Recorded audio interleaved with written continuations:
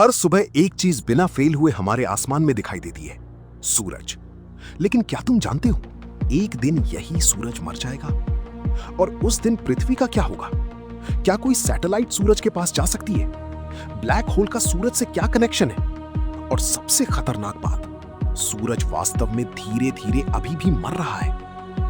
आज हम जानेंगे सूरज के वो राज जो शायद तुमने पहले कभी नहीं सुने। सूरज कोई जलता हुआ आग का गोला नहीं है, बल्कि ये एक विशाल तारा है और इतना बड़ा कि इसके अंदर लगभग 13 लाख पृथ्वियां समा सकती हैं। सूरज मुख्य रूप से हाइड्रोजन और हीलियम गैस से बना हुआ है। इसके केंद्र का तापमान लगभग 15 मिलियन डिग्री सेल्सियस होता है। वहां लगातार न्यूक्लियर फ्यूजन होता रहता है, जहां हाइड्रोजन के परमाणु मिलकर हीलियम बनाते हैं और इसी प्रक्रिया से भारी मात्रा में ऊर्जा निकलती है। यही ऊर्जा रोशनी और गर्मी बनकर पृथ्वी तक पहुंचती है। लगभग 4.6 बिलियन साल पहले अंतरिक्ष में गैस और धूल का एक विशाल बादल मौजूद था। गुरुत्वाकर्षण ने धीरे धीरे उस बादल को सिकोड़ना शुरू किया।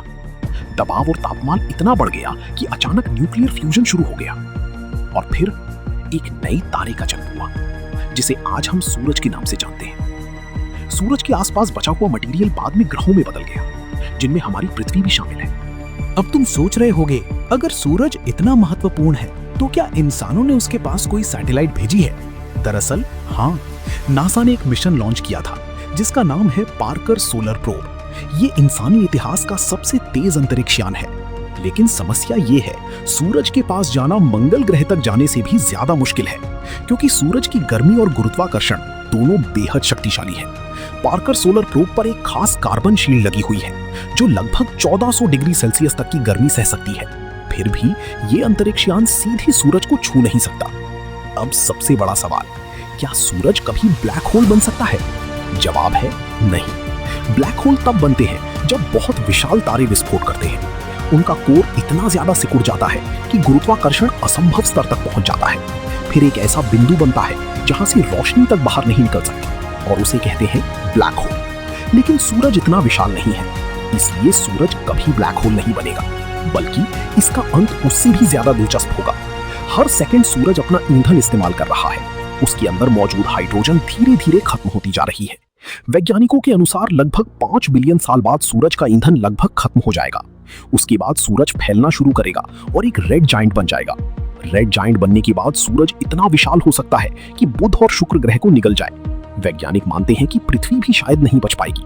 महासागर उबलने लगेंगे, वायुमंडल नष्ट हो जाएगा और पूरी पृथ्वी एक जलती हुई चट्टान बन जाएगी।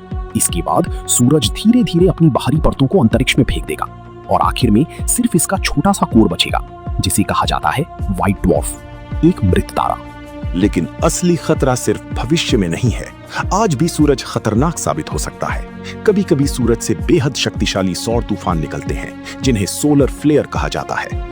अगर भविष्य में कोई बहुत बड़ा सोलर फ्लेयर पृथ्वी से टकरा गया तो सैटेलाइट, जीपीएस, इंटरनेट और बिजली के पूरे नेटवर्क तबाह हो सकते हैं।